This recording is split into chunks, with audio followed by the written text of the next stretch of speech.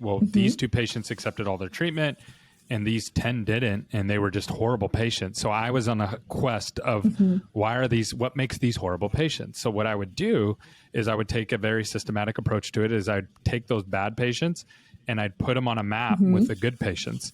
And I'd say, okay, the green patients are good and the red patients are bad, or didn't accept all the treatment or didn't accept any treatment. And then I would go in and run incomes of those areas.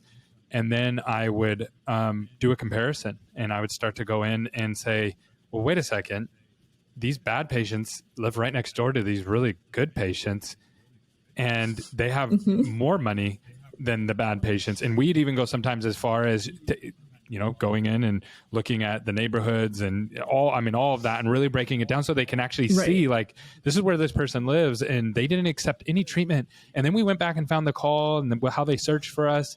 And they were in pain, and they called and they said, man, I need this taken care of. And they didn't have insurance though, or whatever. They were self-employed, and you lost them. And yeah, they're a bad patient. I'm like, no, they went somewhere else and got the work done. Like, for sure. Like, for sure.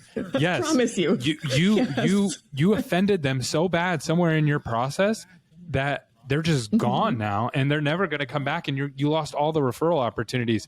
And it's fascinating to be able to see people's mindset change on that. And I know you go through that and help people with that. It's just, it just totally changes. Okay, we need to go in and start fixing some of our processes. And we all have this in business, right? And I think sometimes people don't want to deal with that. Is like, I don't want to deal with my broken processes. I just had somebody message me this morning, and they were like, hey, phones are ringing off the hook. Great job. Onboarding was a little rocky. Here's some of the things that could have improved. And I was just so grateful that they give us the opportunity to learn and get better. And we all have those things in our businesses that we have to deal with. And so I love that. That is a big one there. And I think that is something that we just have to overcome, because people want dentistry now in America. We've gotten to the place now, and our market saturation is horrible, but people want dentistry, and someone's going to do it. That's the exact thing. I try to tell people I work with offices all over the country, and I have yet to discover one practice that has an actual legitimate set of these people. That's not a real thing. Like, these people isn't a real thing. And in the number of phone calls I've listened to, which I know you have as well, the number of times I've heard a person call and say, I don't have insurance and I don't care how much it costs because I value your higher education, doctor, because you're so great. It just doesn't happen. I mean, I know that's what we hope is like, will differentiate us to most patients, is like that we have this specialty or our doctor's done this training.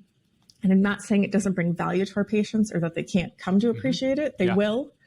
Doesn't mean they're going to start off appreciating it or that they have to. Yeah, 100%. There's 3 things that a new patient's looking for: proximity, how close are you to my house, social proof, Google reviews, and do other people like you, and the bar of entry and how quickly you can get me in. Is it going to be $500 to get my teeth cleaned, or is it going to be $100 to get my teeth cleaned? And can you get me in today, or is it going to take 3 weeks? That's what new patients care about. And for emergencies, it's like, and you have to get them in within 24 hours, right? You got to get them in right away. Right. I love that. And I know we're on the same page with that big time.